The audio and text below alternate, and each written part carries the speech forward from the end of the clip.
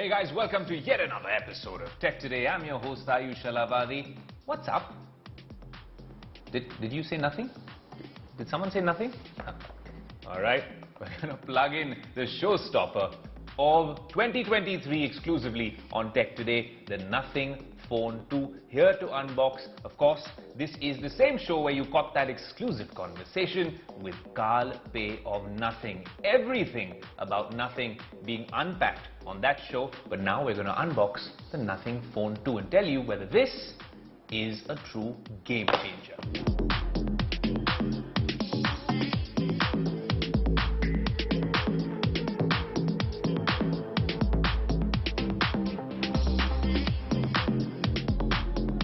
If I was to do a standard review, I'd tell you everything about the phone. But we've had the exclusive opportunity to spend some time with Carl before the mega launch. And when he talks about design and really making tech fun again, I think he means business literally. If you look at the box of the Nothing Phone 2, it is a statement in itself, right? In terms of packaging, it's very fresh, very new. Yes, it comes with the ejection device, a USB-C to C, a small manual, the fonts being used, the use of white, and the huge focus on sustainability. Even the external cover mentions what the life cycle carbon footprint is all about. So I think that is very refreshing to see with the Nothing Phone 2 box design. But then, of course, that's not what we're unboxing on Tech Today. It is the Nothing Phone 2. Yes, it looks really good. It feels a lot more premium than the last one. And that's not because we know everything about what's under the hood.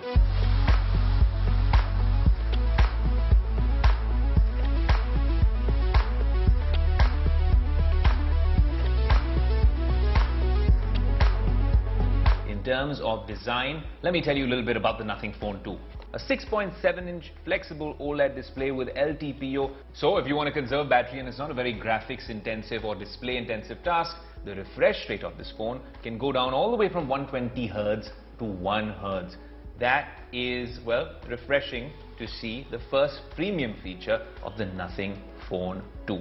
Now obviously it comes with Corning Gorilla Glass HDR10 Plus with 10-bit color depth. It's got an outdoor full screen brightness of 1000 nits, of course with HDR, peak pixel brightness of 1600 nits.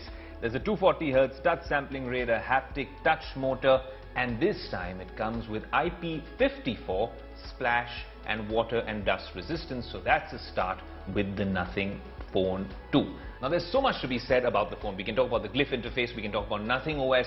These are all things which are very different, radically different from any other Android device, and of course from iOS devices as well. But very quickly, before we get to the fun parts, under the hood is a Snapdragon 8 Plus Gen 1. And that's an interesting choice for a processor. Every other smartphone manufacturer is talking about a Gen 2. Top of the line, we got a flagship chipset. Even Apple talks about the prowess of its own Bionic chip. How come Carl decided to go with an 8 Plus Gen 1? Interesting choice, and that was one of my questions when I met him exclusively a few days ago. Here's what he had to say.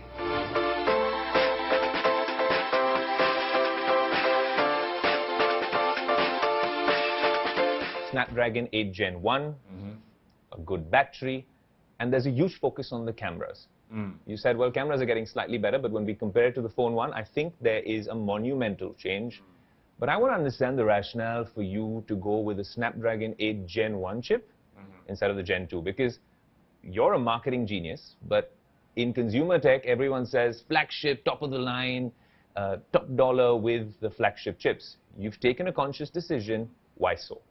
I think this might get a little bit philosophical, but I think as a tech company, what are you actually here for? I think you gotta either enable consumers or users to do what they couldn't do before, or you enable them to do it faster than before, or more cheap than before. Yeah. Like, you just really got to push things forward as a tech company. But I think a lot of companies that make smartphones, they're just buying all the components from the supply chain around them and then integrating them. What's the value that they're creating? If they don't have a unique point of view on where to take technology and just buy the latest components, that's not a real business. I don't think it's a real company. So for us, it's about picking the right type of ingredients to make the overall package really good. you might say that we don't have the latest, highest spec processor. Right. We still have a really capable one in the 8 Gen 1 Plus from Snapdragon. Just like when we cook a meal, we don't throw all the ingredients onto the table or into the pot. We pick the best combination of stuff. So, you know, on the Phone 1, we used a 7 series processor, like even lower spec processor. It was really controversial at that time. How can you launch a new phone? The processor is old, it's not the 8 series. But actually, we made it perform better than a lot of phones with the 8 series because it's not just about the hardware. A lot of it is about the tuning of the software and how you really make use of the hardware. So I think people got to look at the whole picture and not just at one spec. Well, that just might be a stroke of genius in a market like India. If it keeps the prices down and delivers the same sort of performance that you need on a daily basis, we thought, well, it might sound great in theory, but what's it like in practice? Because we've been using the phone for a while. I switched on Asphalt, which is a very graphics-intensive game. We've tried, well, Genshin Impact. Of course, a gaming mode comes on as soon as you switch it on, and not even for a minute can you tell what's under the hood. Well, there's so much to say about the new Nothing OS on this device, and of course, the redefined Glyph interface, which I have slowly started getting used to. And honestly, if it's not there in my standard, well, iOS device, the iPhone, or on one of my foldables, I might start missing this. So, and that might be an incentive to enter the Nothing ecosystem. And imagine that's me saying that. With the Phone 1, I honestly didn't understand what all the fuss was all about. But now the fact that you can use this Glyph interface to do a bunch of things, I have lots to say about it. One thing I do want to talk about is that the Phone 1 and now the Phone 2 especially, given it's a lot more premium, it's got all these features, is being compared to the iPhone. Even in our conversation with Carl, we spoke so much about how he's used Apple devices over the years, he built OnePlus from scratch, and now with Nothing, he's trying to make tech fun again.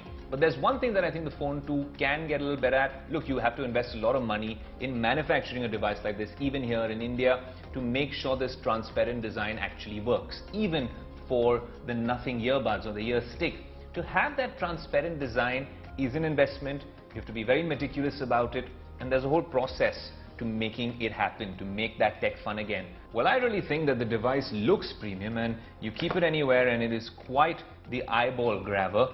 And of course, the Glyph interface is something that attracts a lot of attention. The user experience is very intuitive. It's very smooth, of course, with all the hardware enhancements. And the fact that they've kept it to a bare minimum, also letting us do the key thing in Android, which is customization. So if you want to change app labels, you want to switch the grid design, change the widget size, color themes, and really make your interaction with your phone a little more friendly. So what Nothing's really managed to do is to tailor-make your user experience. It's very intuitive, it's very smooth. On the Phone 2, something that I like personally happens to be how they've dealt with the weather widget.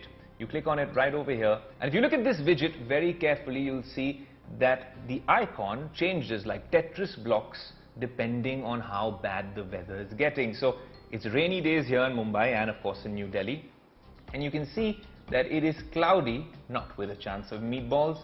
And then when you open the weather app, it is something we've never seen before. It's powered by the same service that powers all other weather apps, AccuWeather, but it's just put together so well with air quality, UV index.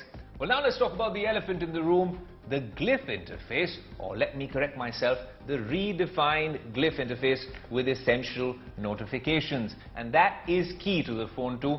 But let me confess, I wasn't entirely sure what the Glyph interface would be useful for in the Phone 1. Yes, you unbox it, you have a look at it, and it seems great, but what real use cases does it have in your everyday lives? And I think Nothing did get back to the drawing board and figure out how to make this so damn useful, and it is. So in a world that's going increasingly digital, there's a bunch of problem statements every other minute. And then if technology can find a solution for it, I think that's the best way to manage the mischief. That's what the Phone 2 does, and does really well. The Nothing team seems to have gone back to the drawing board and said that we get too distracted often by social media notifications, and our friends in our pockets are turning perhaps into our foes. And if you can come up with very nifty, useful ways using hardware, software, all these technology hacks to make our entire interaction with this device a lot more efficient and, well, useful. That's what this Glyph interface will do henceforth. Well, let me explain. If you have an essential notification, or when selected contacts or apps would send you something, maybe a message, or would be calling you, that light will shine persistently until you've opened it. Now, if you just want to go into DND mode, you don't have those rockers over here, you turn the phone around, and this is the flip to Glyph. That means light-only notifications on this device. Now, that becomes quite a useful feature, especially when you want a digital detox. Another really cool thing you can do is use Glyph Composer, which means create your own ringtone. And if you're into music, you will love this. I'm just gonna very quickly play this for you. I have set my own ringtone right over here. And each key that I am using on it corresponds to a different light on the Glyph interface. Well, as a budding musician, I love the fact that you can play around with that. And then, of course, if a bunch of budding musicians get together and create that, and then it could become your ringtone, well, that's a nice little community that Nothing is actually tapping into. I don't know how much Nothing is going to market this to consumers, but it is something that you would know if you tuned in to our exclusive with Carl Pei last week on Tech Today. But let me fill you in. Third-party integrations. What if you have maybe a Zomato delivery or an Uber that you're waiting for, and you don't want to keep seeing your phone, and you thought Dynamic Island wasn't very useful, or notifications on iOS are not very useful, or the way the others are doing it as well? What if you don't want all those distractions, but you still need to know if you're in a meeting, if your Uber's arrived, or if your delivery is here? Well, then you can rely on the Glyph interface and customize it, and then rely on that status bar to know exactly how far away your delivery is, or how much longer your Uber will take. Well, now that everyone knows how the Phone 2 will be priced, the Nothing Phone 2, nearly half the price of an iPhone, with all the features that you need to get the job done. Our verdict? Honestly, a company which is brave enough to take on the Apples and Samsungs of the world, create something new, invent something, and as the tagline, make tech fun again, is definitely a brand that we want to track and are curious about on Tech Today. And with the Phone 2 being an entry point into the ecosystem that they'll be working on, with that attention to detail, with Nothing OS, with the Glyph interface really serving a concrete purpose, I think this is not nothing, this is something.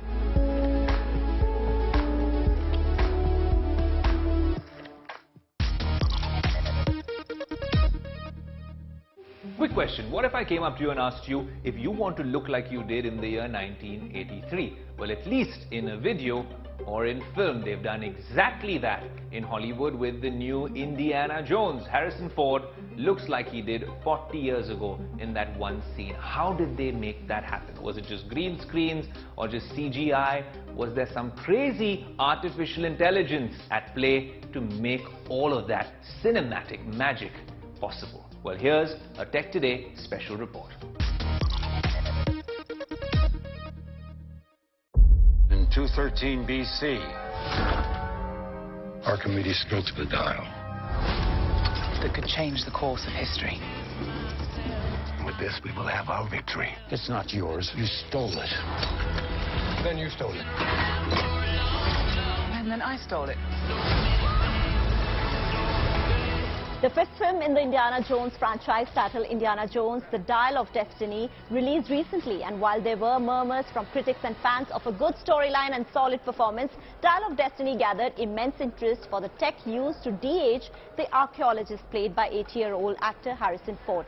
In this film, Ford is de-aged by around 35 years for a sequence that took place in 1944. This was the work of 100 artists from Industrial Light and Magic, an American visual effects company that made it all possible with their ILM face swap technology. Ford spent around 25 minutes in the film looking like his younger self from the early 1980s with the help of CGI and machine learning. With this new technology that uses AI and machine learning, the creators use tools to blend computer-generated 3D models with elements which have been extracted from on-set photography. They also use machine learning-based reference material from previous Indiana Jones films, for which they had to scour years of footage of the actor that the production had in its archives.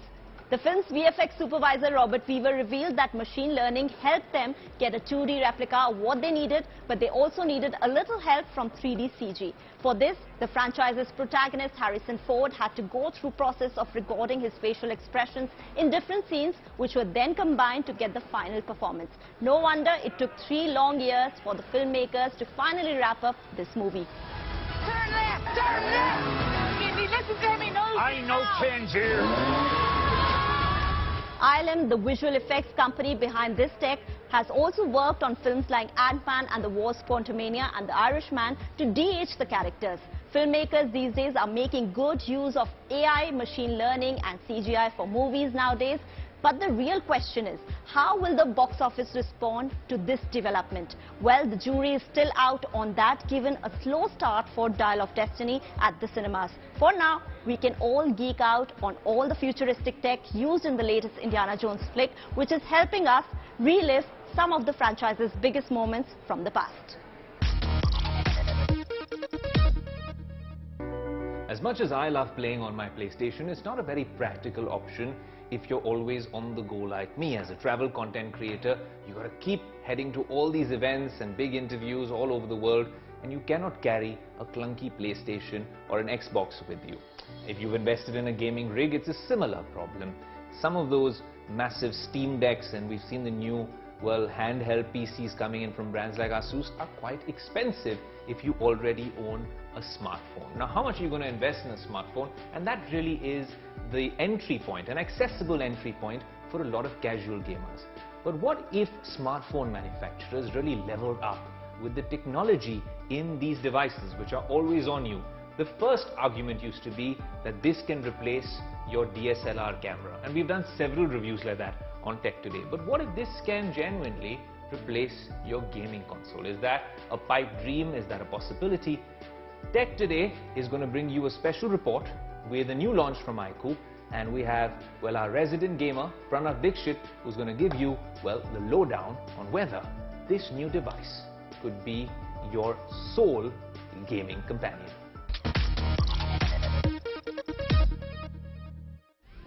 Gaming. That is what took the center stage at the launch of the new iQOO Neo 7 Pro 5G smartphone. Let's deep dive into this gaming smartphone and see what's in store for the gamers.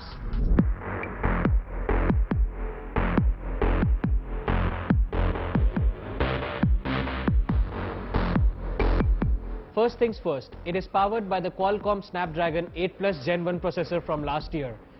Now, it may be last year's chip, but it benchmarked really well on all the phones. Now, the iQOO Neo 7 Pro 5G also has an independent gaming chip, which in conjunction with the Snapdragon 8 Plus Gen 1 is amazing for the gaming capabilities. With this powerful combination, I tried 3 games: Genshin Impact, New State, as well as Asphalt 9. Now, all 3 games played pretty well. There were a few drop rates in Genshin Impact, but that's a pretty heavy game. So let's see how these games look on this device. With this powerful combination, I managed to achieve a consistent 90 frames per second on the new PUBG game at ultra graphics setting. Although the coveted 120 frames per second mark remained elusive, the iQOO Neo 7 Pro's cooling system played its part in maintaining stable thermals during extended gaming session.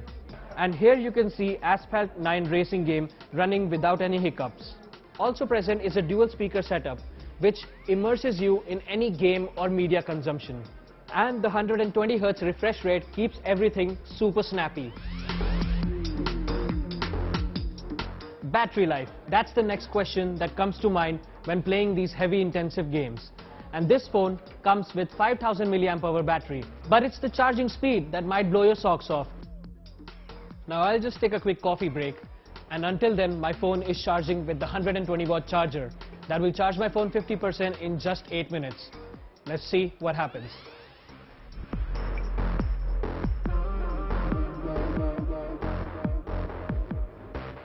Now that I'm done with my coffee break, my phone is all charged up thanks to the 120 watt fast charger. Serious gaming enthusiasts in the same price range can look out for the Xbox Series S, which is a dedicated gaming console. Hence, you would have a great pro gaming experience. Similarly, in smartphones, the Realme GT2 Pro and OnePlus 11R could be an alternative in the same price range. Wrapping it up, the iQOO Neo 7 Pro is for all you gaming enthusiasts who are looking for a gaming phone but do not want to break the bank. This phone comes in at sub 40,000 rupees. Stay tuned to Tech Today for more such technology updates.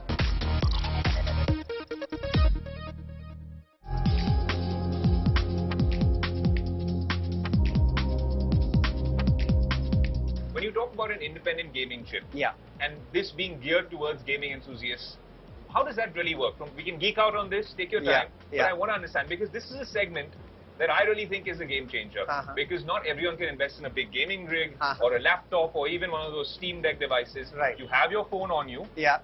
and maybe that's your answer to gaming, casual mobile gaming in India. Absolutely. So, see, if you look at the youngsters of today, right, one of the most important insights that we have seen is that esports and especially mobile gaming is really at multiple levels. Okay. There are people who are absolutely casual about it.